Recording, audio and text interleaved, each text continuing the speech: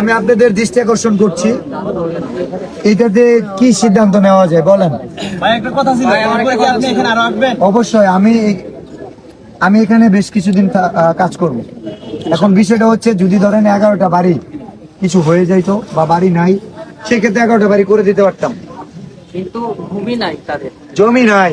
11টা মানুষের জমি আপনি যদি আধা কাটা করে চিন্তা করেন, মানে 2.5% করে, তবুও অনেক জমি লাগে। 5.5 কাঠা জমি লাগে। 5.5 কাঠা জমিনের দাম আছে অনেক, মানে এটা প্রায় 30-40 লাখ টাকার ব্যাপার স্যাপার, বা 50 লাখ। আজকে কতটুকু আশা দিতে পারবেন? আশা না, যেটা বলবো সেটা করে দেখাবো। ভাই শুধু তাদেরকে বাড়ি দিলে চলবে নাকি এছাড়া ওদের একটা খাবারের বন্ধ ব্যবস্থা করা? আপাতত আমি যতটুকু তথ্য নিচ্ছি, ভাইয়ের অ্যান্সারটা একটু দেই। ওনারা আপাতত প্রতিবন্ধী স্কুলে আছে, ইউনো মহোদয় ওনাদের আপাতত থাকার ব্যবস্থা করছে এখানে। যেহেতু এখানে দুর্যোগের কারণে ঘটছে, আপনারা জানেন কিনা, দুর্যোগ ও ত্রাণ মন্ত্রণালয় আছে, ত্রাণ মন্ত্রণালয়ের কাজ ত্রাণ সামগ্রী বিতরণ করা, তাই না? তো যেহেতু ওরা হচ্ছে বানবাসী মানুষ এবং তারা এখন ভূমিহীন, তাদের জন্য সরকারি জায়গা থেকে যতটুকু করার তারা করবে। কিন্তু আমরা এজ এ কন্টেন্ট ক্রিয়েটর হিসেবে, অথবা আমরা যে মানবিক কাজ করি, ওই জায়গাতে আমরা কি করতে পারি?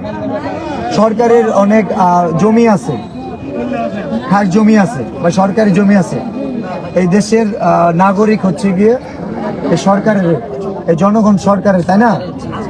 এই জনগণের, হ্যাঁ, এই সরকার এই জনগণের জন্য আছে। আমরা কি না, আমরা এই বিষয়ে দেখেন, প্রত্যেকটা শৃঙ্খলা করা। দুর্যোগ ত্রাণ মন্ত্রণালয় এখানে জানে দুর্যোগ হয়েছে, এদের ইনটাইটেল লুক আছে। ইনটাইটেল বলতে ওদের কর্তৃপক্ষ আছে, ওদের যে লোকজন আছে তারা নিশ্চয়ই পর্যবেক্ষণ করে গেছে, এবং তাদের কাছে যেহেতু অনুমোদন আছে, সরকারি লোকজন, সো ওদের কাছে তথ্য আছে। কিন্তু আমরা কি করতে পারি? আমাদের যদি সাধ্য থাকতো যে জমি কিনে দিয়ে বাড়ি করে দেওয়া, জমি কিনে বাড়িও করে দিতাম, কিন্তু এটা মিনিমাম 50 লাখ টাকার কথা।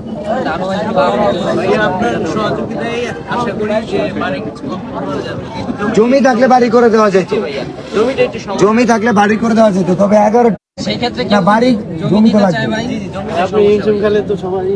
না। না, হিমশিম বলতে কেউ জমি দিতে চাইবে না। This is Bangladesh.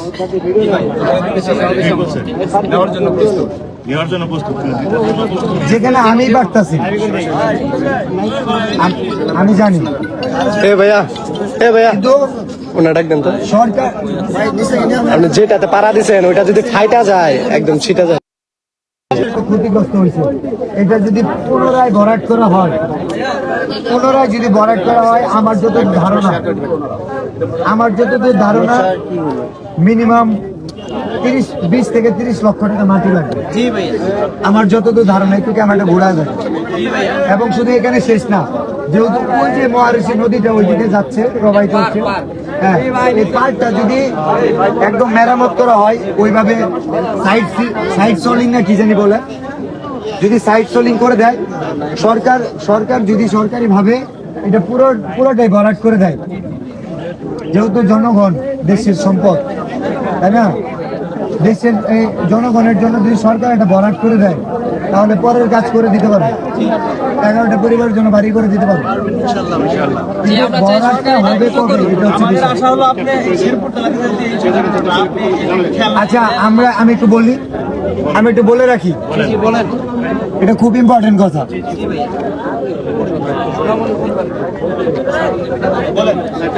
আগামী 7 দিনের মধ্যে সবার দৃষ্টি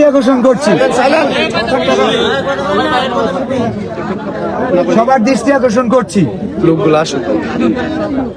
শেরপুরের ঝিনাইগাতিতে যে নদী ভাঙন হয়েছে, 11টা পরিবার ভূমিহীন নিঃস্ব। আগামী 7 দিনের মধ্যে এই জায়গাটা যদি ভরাট হয়, তাহলে 11টা বাড়ি, আমি বিলাল প্রতিশ্রুতি দিচ্ছি, আমরা সবাই মিলে, আমি আমার সর্বোচ্চ চেষ্টা করব, আমি 11টা বাড়ি করে দিব। আগামী 7 দিনের মধ্যে এটা সরকারিভাবে ভরাট করে দেয়, পরবর্তী 3 দিনের মধ্যে আমি এই 11টা বাড়ি করে দিব। আর যদি এটা ভরাট না হয় আগামী 7 দিন, এটা 7 দিন, কারণ অনেক দিন গেলে গা এরপরে অনেক জায়গায় অনেক দুর্যোগ হবে, ভুলে যাবে এদের, আমিও ভুলে যাবো। এখানে 11 জন আরেক জায়গায় এক এলাকা ভেসে যাবে। এই জন্য বলতেছি, হয়তো বলতে পারে যে আমাদের নিয়ম এত তাড়াতাড়ি হয় না, যেটা হওয়ার হবে। দেশের জনগণের জন্য দেশ চাইলে অনেক কিছু করতে পারে। তার আবার বলে দিচ্ছি, 7 দিনের মধ্যে যদি এটা ভরাট হয়, 3 দিনের মধ্যে আমরা বাড়ি করে দিব।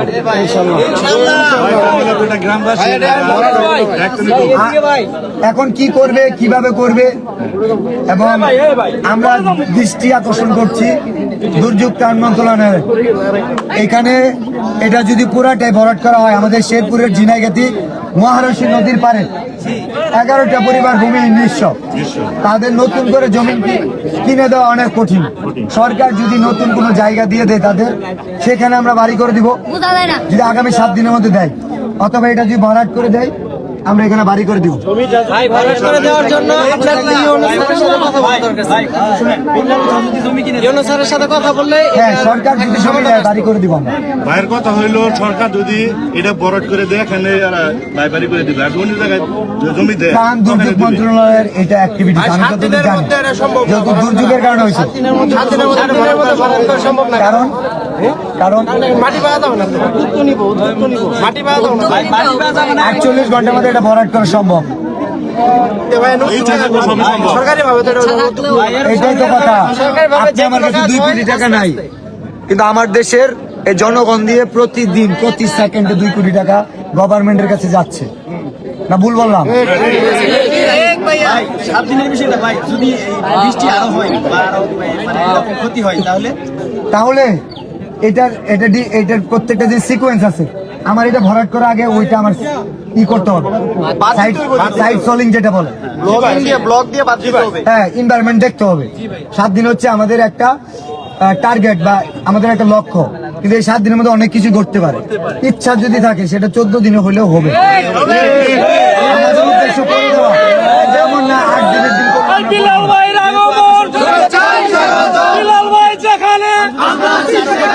আমি বলি, তবু আমার প্রেডিকশন বলি, আমার প্রেডিকশন বলবো, বলেন আমার পরিসংখ্যান এটা মিলাইনিয়ান, এটা আগামী 1 মাসের মধ্যে ভরাট হবে না, এটা আমার প্রেডিকশন। রাইট কথা বলছেন। এবং তারা নতুন করে আগামী 1 মাসের মধ্যেও নতুন কোন জায়গায় ভিটা পাবে না, কেউ দিবে না, এটা আমার প্রেডিকশন। ভবিষ্যৎ জানি না, অনেক কিছু হইতে পারে, বাট আমি আর একটা প্রেডিকশন দিই, যদি এটা ভরাট না হয়, যদি ওরা জমি না পায়, শেষে যদি কিছুই না করতে পারে, যে ভরাট করতে বাড়ি করে দিব। আর যদি কিছুই না হয়, ভরাট হইলো না, বাড়ি করে দিতে পারলাম না, তাহলে একটা কাজ করবো, 11টা পরিবারের জন্য, প্রতিটা পরিবারের জন্য 1 লক্ষ করে টাকা, 11 লক্ষ টাকা ভিক্ষা করে হইলেও ম্যানেজ করবো।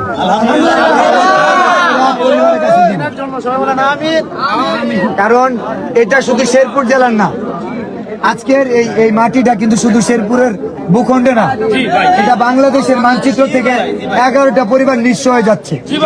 আমরা কি চাই এরকমটা হোক? আমরা পুরো বাংলাদেশ মিলে কি 11 লক্ষ টাকা ম্যানেজ করতে পারবো না? হাত পাতবো, নিজের জন্য না, অন্যের জন্য হাত পাতবো। লজ্জা আছে? যার যতটুকু সর্বত। এবং বলে রাখি,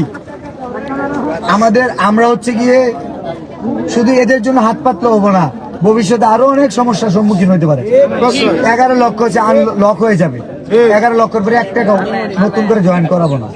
তো বিকাশ, নগদ কোনো কিছু দরকার নাই। আমাদের এটা প্রচার করেন আগে। বাংলাদেশে এমনও মানুষ আছে, বিশ্বাস করবেন না, এমনও আমি মানুষ চিনি, একজনই বলবে হয়তো ফোন করে, বিলাল 11 লাখ টাকা আমি দিবি। ইয়েস, এমন মানুষ আছে, এমন